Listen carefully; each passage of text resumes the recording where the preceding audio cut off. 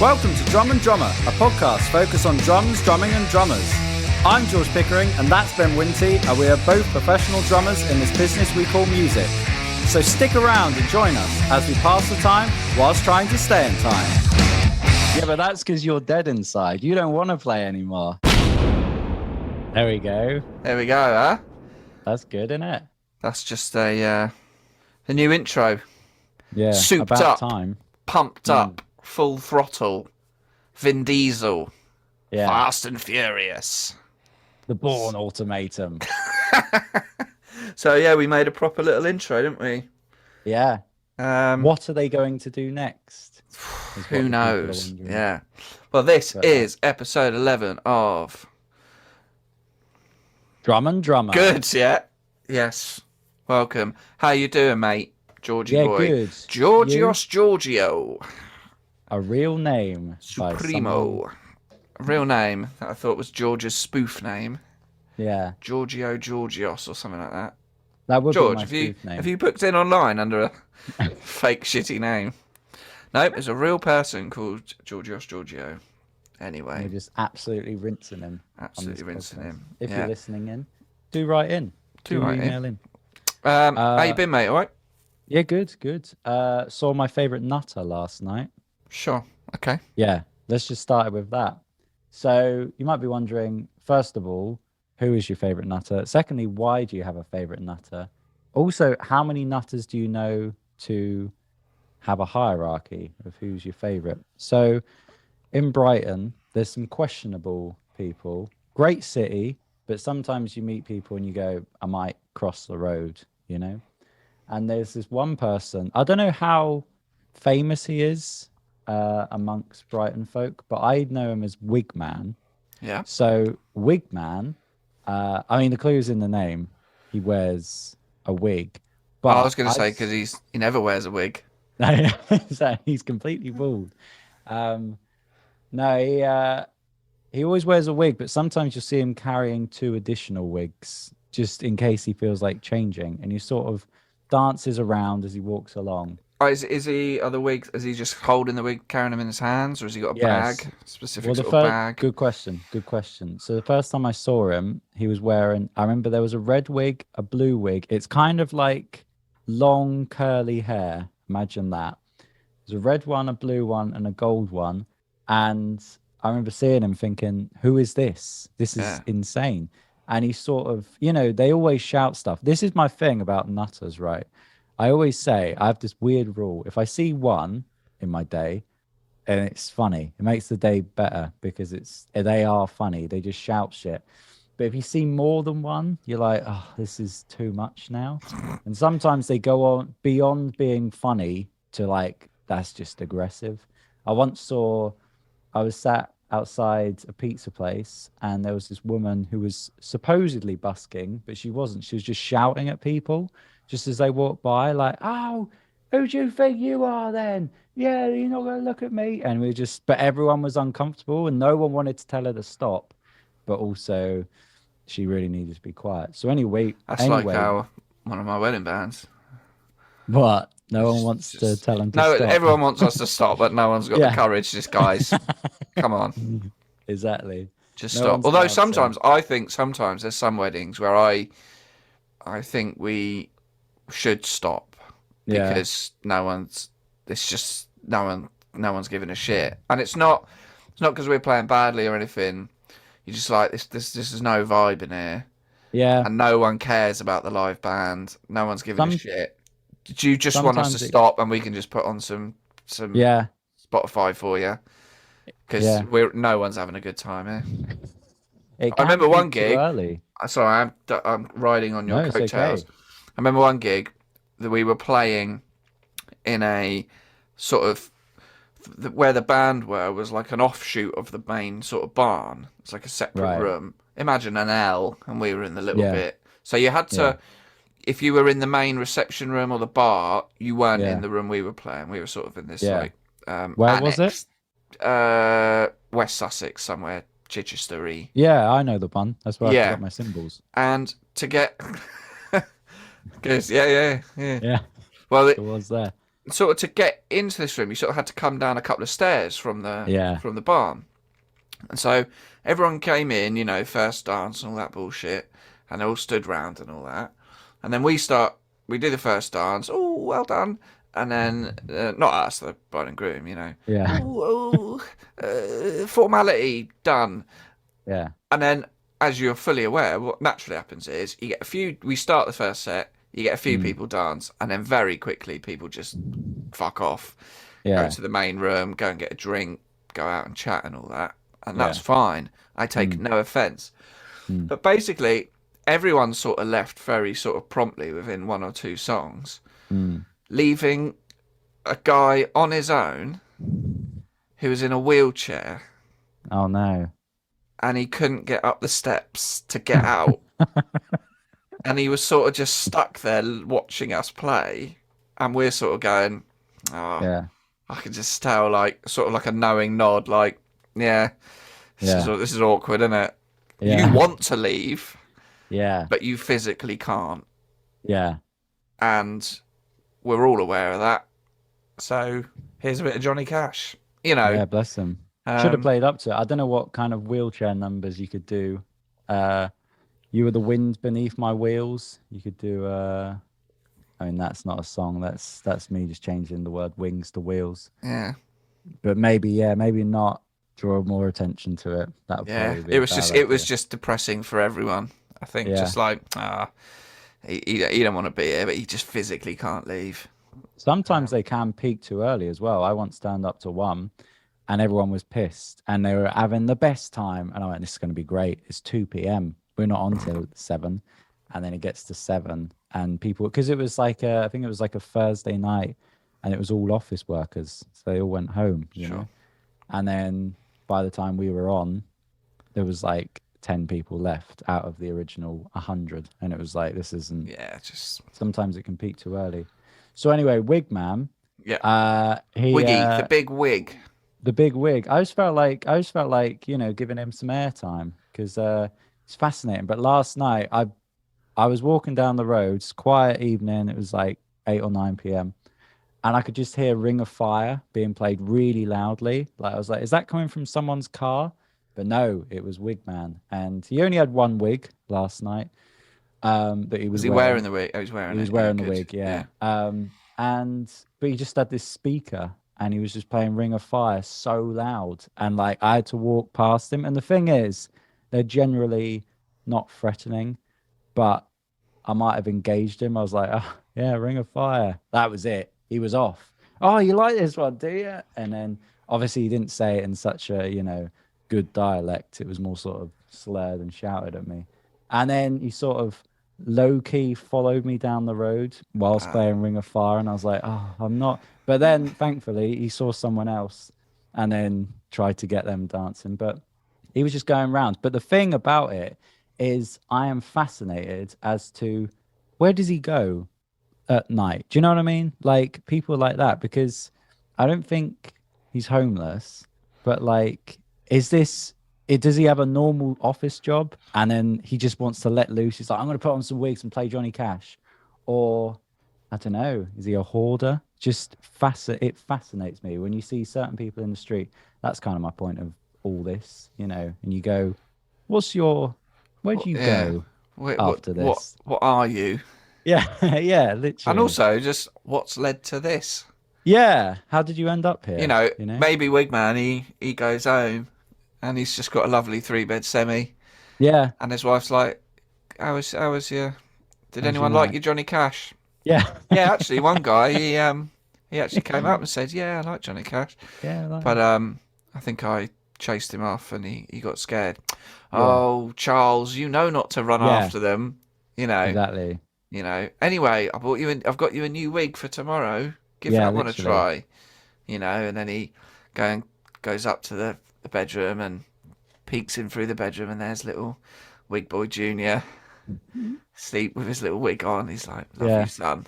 This love is you, it. Dad. Yeah. Keep wigging on. And then and it's quite nice. Or he's taking a piss behind the closed Debenhams. Yeah, and he lives in squalor.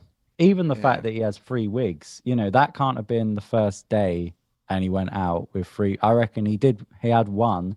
Start with 1, build up. Start with 1, and then he couldn't get a buzz the next time. You don't just start with 3 snare drums. No, exactly. You get 1, and then you add to the collection.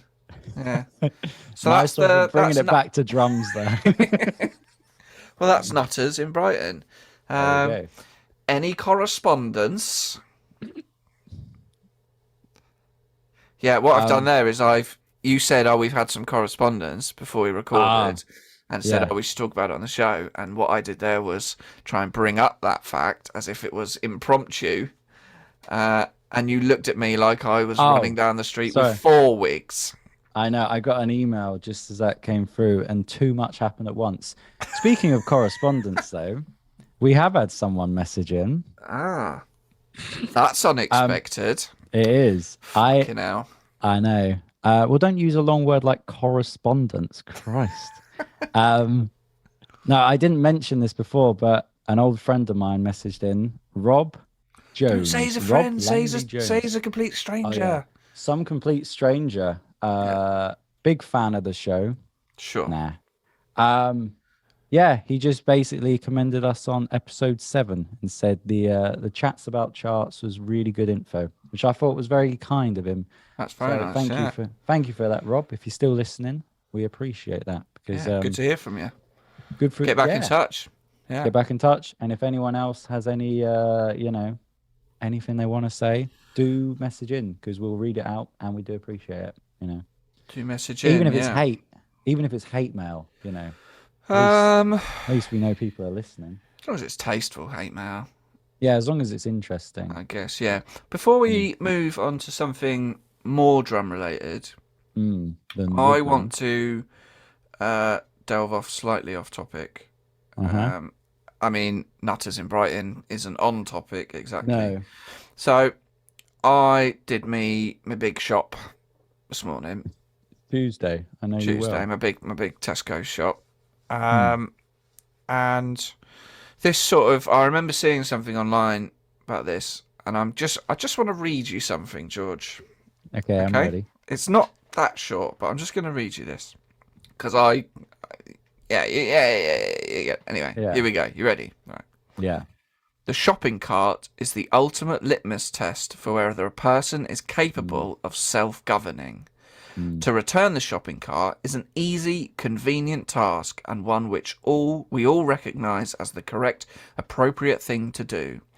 To return the shopping cart is objectively right. There are no situations other than dire emergencies in which a person is not able to return their cart. Simultaneously, it is not illegal to abandon your shopping cart.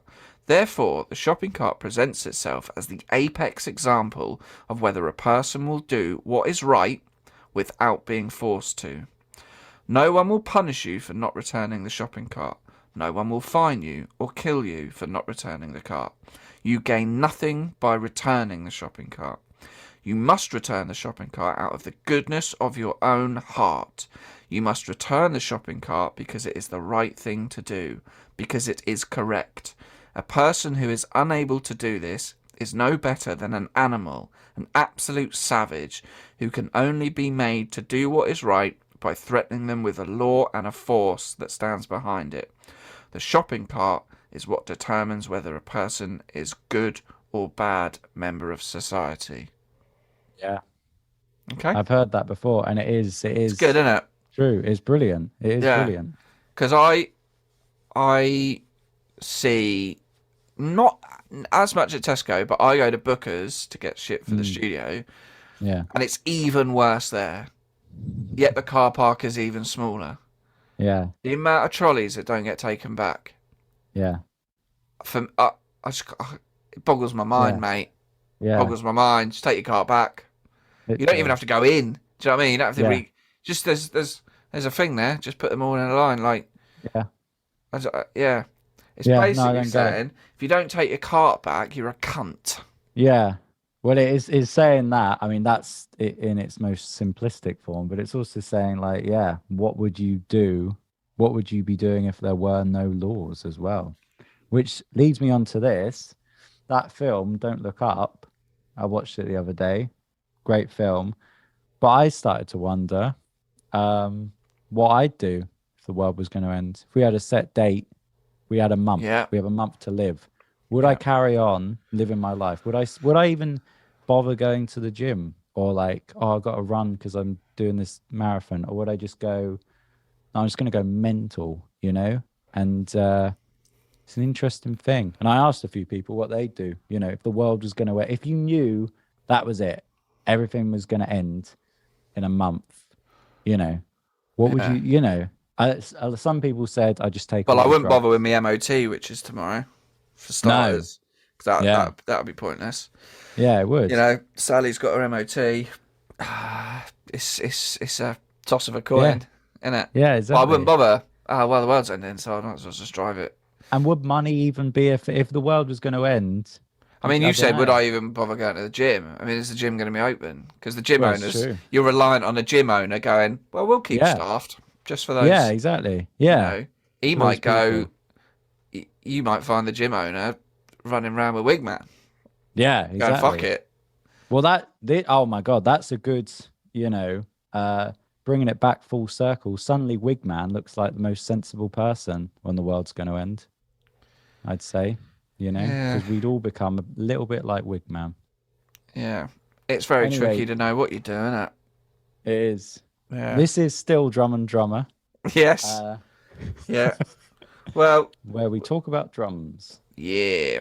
Let's take a little break, boy. Yeah, let's do it. We'll be back in a bit. So actually, we are going to talk about something to do with drums. Yeah. Fact. So if you're someone that enjoys the non-drum related stuff, switch off now. No, but if you're a drummer, keep. Well, we still, you know. Keep listening. Keep listening, please. We still got the download. Nah, this is all I've got. Cut it. Right. Right. See you in a bit. See you in a bit. Back. Welcome back to Drum and Drummer with me, Ben Winty, and that other bald man, George Pickering. Georgios Pickering. That was a good welcome back. Thank you. Thanks, mate. That's probably my favourite one. Yeah, it was okay. Now we're in double digits. We're getting the hang of it, I'd say. Yeah. Anyway, from head cases to drum cases. That's good. God, come on now. There we go. Yeah? Yeah, really happy good. with that? Yep. I didn't know what it was going to be, but I am happy with that. Good. Wrap the show up there, probably. There's no top. Yeah, fuck it. No one cares. Check out Drum Coach Online. No, don't. No, we're not ending. No. Drum cases. Yeah. Now, very crucial. Protecting your expensive gear. Yep. And there's a few sort of different brands and styles and all that shit out there. Mm-hmm. I guess sort of we can talk about our cases, what we have, and go from there. Now, I've seen your drum cases, and I can't fucking stand them. No, I know. Before we get onto that, I'm going to say something that will make you hate me even more, probably. Because I'm pretty sure there was a time where I didn't even really have drum cases for all the drums. I'm pretty sure there was a time where I didn't have hardware. So that's my first question to you. I'm guessing probably not, because you're OCD man, but the new superhero. But have you ever had drums in your car, taking them to a gig, not in cases? I think I'd be lying if I said no. Yeah. I think especially when I was younger. Yeah. You know, that first shit white kit. I don't think I had cases for that. No. It was when I got my second kit, which I spent a bit more money on, the Pearl Export ELX Select in teal blue. Yeah. You got to case that bad boy up. Yeah. You have. And back in, this was early noughties, All the Rage, still a popular brand, but it was all about protection racket, baby. Yeah. It was all about protection racket. It was Pearl protection racket. Yeah. Zildjian. You know, Reading, Aldershot. Winnersh. You know. So I did get pretty much full set of protection racket. I think I went all in. I think everything was protection racket. Yeah. So Yeah, kick tom, snare. I had a protection racket hardware bag. Nice. It was a bag. No wheels. Didn't have That's wheels. I got the one tough. without wheels. Yeah. And I had, protection racket cymbal case, and I even had protection racket stick bag. And I just really liked their logo. It was sort of like a bouncer, wasn't it? Like a bouncer with a goatee, sort of like silhouette. Did he have sunglasses? I feel like he did. I'm In gonna my just head, in my head, it was like a blue jacket and black sunglasses, but I could be wrong. Have you got it? I'm looking it up right now. Yeah, well, it's actually there's no suit. He's not wearing anything. But yeah, it looks like a bald man sort of outline with a goatee, and he's got sunglasses on. So, and it's black. Yeah. Yeah. That's what my sort of initial cases were. Yeah. I still have not the same ones, but I'll talk you through kick and rack tom protection racket. Yeah. And what they're really nice, because of what I like them is because they do sort of keep their shape. Yeah. And the reason I hate yours is because yours are all floppy. Yeah. So it's different soft and hard cases, isn't it? Yeah. Well, but the protection racket are sort of not neither Oh, or. I see what you mean. Yeah. So the protection racket, while they're soft cases, they still have a rigidity about them. Yeah. And they got that lovely sort of fleece lining. I do like that. Yeah, that's really nice.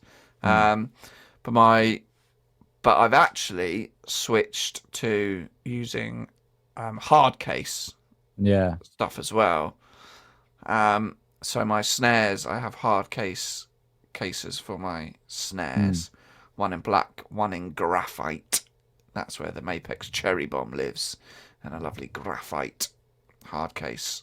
Floor toms. Now, I have a 14-inch floor tom. That's in a protection racket. But the 16-inch, that's in a hard case. And I think I was starting to gradually evolve one by one to hard case. Yeah. But I feel that the kick drum is just too bulky when you've got to fit loads of gear in your car. Yeah. And you can sort of bundle the kick case away, like at gigs, you know. Yeah. You want to just stash it on the stage. You don't want to have to take this shit out to the car again, because you want to fuck off as soon as you finish playing, you know. And then I think I got a few years ago, I upgraded my cymbal bag and because the cymbal bag was protection racket, and it had that classic thing where eventually, like, the ride cymbal just cuts through the bottom of the bag, and then you like put it down, and you're putting metal on floor, baby. It's not ideal. Yeah. No. And I'm pretty sure they might be I don't know, they look kind of like luxury brand, like, I think they might be Tama. I don't know. I can't remember exactly. I'll have to have a look. Is it the same brand but as your stick bag? Yeah. Yeah, it does look cool. Yeah. It's got that sort of like, it opens two different ways on that stick bag. Is it? Yeah, I'm pretty sure it has like the kind of, it opens if you like zip it all the way down. I could be wrong, but does it not also have the kind of like zip around the top? Oh. Might not be yours. I might have seen, but I've seen it. It's quite a cool thing. So it basically means, rather than zipping it all the way down to open it out. It's like those trousers with shorts. It is a bit like that. You can just zip the top. Zip the top. And then pop the top off. Put the stick out. Yeah. Yeah. Yeah. But I find now, I know there is a series of protection racket cases that I've seen here at the studio, because Jacko from Bury Tomorrow, his drums are here, and he has these protection racket cases where they are much more of a hard case, but they still have the material outer and the fleece inner. It's like they put like either a plastic sort of rim inside that basically properly maintains the shape. Yeah. So that's like a real half and half. Yeah. And then hardware, I've got one of those big. I've got a hard case on wheels. Yeah. 2 wheels. And there's no getting around it. It's fucking heavy. It's just fucking heavy. The hardware's heavy, innit? Yeah. You got a dead body in there. Fuck off. Yeah, I will do in a minute if you'll not shut up. Yeah. Absolutely lamp you with a Yeah. Natal snare stand. If the world was going to end in a month, then you'd be dead. Yeah, exactly. Yeah. But let's talk about your shit Take the cases. dark time. Well, before we get to that, I never used to have. So what I was saying was I never had. I'm pretty sure I never had a hardware case to begin with.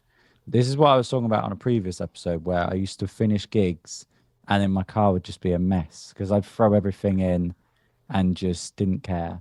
But now it's all like clean and perfect. But yeah, so, well, I mean, the shit cases are the ones on the drums. They are falling apart because they are floppy. I think they were just... they stag. I can't remember. It might be Gear for Music. Oh, yeah. I can't remember. But my favorite thing is my hardware case. I mean, that is nice. That kind of makes up for it. Basically, I'll explain my hardware case. I won't go into much detail, but it's like a big suitcase. I remember when I bought it from Graham Russell's, big up Graham Russell's. I remember thinking, this won't carry all my stands and that. And but it does, but just. So it's not like everything has to be in a proper place, but it is packed in there. And basically I have to keep my stool in the kick drum case now. But it's just lovely because before I had a hardware case that was just... And when you say suitcase, horrible. it's got one of them handles that extends up, doesn't it? So you can wheel it around like you're some businessman off to Switzerland or something. Exactly. And it is still actually... gotta lift it, but it's quite compact. Yeah, very I've seen it, and it's fabric, isn't it? It's tough fabric. It's not a hard one. And it's kind of tapered at the top. We'll put a picture on the Instagram. Yeah, yeah. But it reminds me actually of a saxophone soft case. It got a similar sort of shape. Yeah. People at uni had them. Does it have? It's not got straps or anything, has it? I don't think you could. You could put it on your back. No, God, no. Some cymbal cases have straps, don't they? Yeah. Where do you stand on that? Have you ever used them to carry cymbals? Well, mine's got an over shoulder. Yeah. Strap. And that's so you can put that on your shoulder and you can have something else in each hand, but it's just fucking awkward to walk with. You're waddling like the fucking penguin. Yeah. Do you know what I mean? But that's something I was going to say about cymbal cases, because I used to use my hard case for cymbals, but it didn't have wheels. So now I use sort of more of a soft case because it does have wheels and it's instantly, I prefer it. Because also I thought... That's also got an extendy handle, isn't it? Yeah, exactly. And it's, Quite the businessman. I know, I'm just walking around with all these things on wheels. But yeah, I do need to upgrade my kick drum one though, because the handles are just getting more and more falling off. My kick drum one, there's one of the zips has come off, so it doesn't. I have to only one zip. I have to go all the way around, and then a bit between the zip and the fabric is frayed. There's a little gap, and if the kick drum's in the wrong certain angle, then I try and lift it out, and then the leg gets caught in the gap, and then it's oh fuck my life. I could easily solve it by buying a new one. Yeah. But it's February. It is February. And I ain't got any money. So you just live with those little problems that you can easily solve. Now, so your hardware bag. Now, I've seen you a few times have to sort of unpack it and pack it. Now, because of its size, I appreciate the compact nature of it. Yeah. And its wheels and all that. But you have to really dissect your hardware to get it in, don't you? I have to. Well, basically, let me explain. So it's the inside bit is just a hollow inside bit. And then what would you call it? The lid, I guess. The lid has its own pocket. So what I do is with my cymbal stand, say if it's a boom stand, I'll take the boom part off essentially and put that in the lid pocket, and then the feet go in the main bit. So basically it's the heavy metal stuff is in the main bit, and then the light metal stuff is in the other bit. And it doesn't take too long, but it's and I kind of like it in a way. I think it's because the one I had before was so shit and massive, and I just used to throw it in, that now I'm I don't care, because it's I know it's nicer. Well, I wanted a hardware case, and I got mine a good, I don't know, maybe 5 or 6 years ago now, my hard case one. I wanted one that would literally fit everything in it. Yeah. So it's not the biggest hard case they do. I've actually got a picture, I have to dig it out, of when one of my old bands, we went on tour, and the drummer from the headliner had a hard case for hardware, and it was fucking huge. Yeah. I've never seen one so big, and mine looked tiny in comparison. But I still, when I got it, I'm all about the hard case. Good, yeah. It's just good stuff. A lovely bit of business. But I wanted to make sure I could put everything in it. So all my stands, my stool, my drum mat, my iPad stand and clamp, my sheet for covering the drums to stop grubby little cunts getting their hands on it at gigs, and I can fit it in, but it has to go in fairly specific order. Yeah. But there's enough room in there that actually I can sort of minimise how much setup and pack down I have to do. Yeah. So like, you know, the snare stand, I don't need to fold it in half. No. It's just legs up, arms up. Yeah. Pop her in. So when I set her up, the angle's the same, baby, every time. Yeah. You know, move it 1 degree, I can't play the drums. You know. Yeah. Same with the Tom lives on a thing. Oh, got a lovely, and we've mentioned before, but if people try and get in the way, fuck off, leave. You're not following the system. Yeah. You know. But I'm just wondering, I don't really know. I haven't looked at buying a new case for quite a while. Are there any other players in the game? We've got protection. We've got hard case. I mean, I've got a cymbal bag. My cymbal bag and stick bag are, I think they're they're sort of this like, almost like hipstery luxury sort of designer things, and they're maroon. Yeah. But I just don't know if there's any other sort of players. No, it doesn't seem like there's a brand that is only hardware and not drums as well. You know. Yeah. Other than protection racket. Right in. Let us know.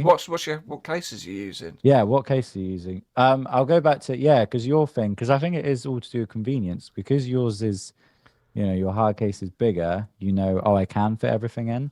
Whereas my hard case, I was like, right, what can I fit in? What's most important? And I remember like the top of the stool, like the seat bit, didn't fit, so I went right. I put that in the bass drum case, and then the same with like, you know, the. Aren't you worried what damage it might do to the skin? Well, that is, I always make sure it's like the soft part is on the drum, if that makes sense. So then it's like the metal bit is sticking out, because that can be a worry. Thankfully, no skin's ever. I think it got dented once, like the underside of the snare skin, just because it was a soft case. But I think everything's in its right place. I mean, you get used to stuff, don't you? I'm sure if I got a bigger case, I'd go, oh, this is cool. I can put everything in there now. But and also, if I had a smaller case, you know, I'd probably find a way to make it work. But well, you famously only had one crash stand for quite a while. Well, yeah, exactly. So you know. And I'll say one more thing though. So your kick drum pedal case is massive though. Yeah, I love it. I really do. And so I bought a hard case, the brand case for my double, because I have a double kick pedal. Yeah. And for the size of the pedal, it's fucking enormous. Yeah. It's obscene. It's way too big. Yeah. Yeah. But I love it, and I like the fact that it annoys people how big it is. Don't annoy me. No, fascinates me. Yeah, but I love it. Yeah. And we put a picture of that on Instagram already with my chewing gum and Spider-Man pencil case. Yeah. Oh yeah, that is so the drum case. Yeah. Yeah, I just really like it, and actually can be quite handy, because if I have to do a gig on electric kit, you know, I got to get some shit for my real kit. I can actually put in leads, the power supply, stick bag fits in there. I can actually chuck a load of shit in there. Yeah. And then, you know, take the double pedal out, and there's loads of room, and I can use that as a multi-purpose carrying facility. So, but I like the fact that it's quite obscene. You know, but Someone got, so is what it is, isn't it?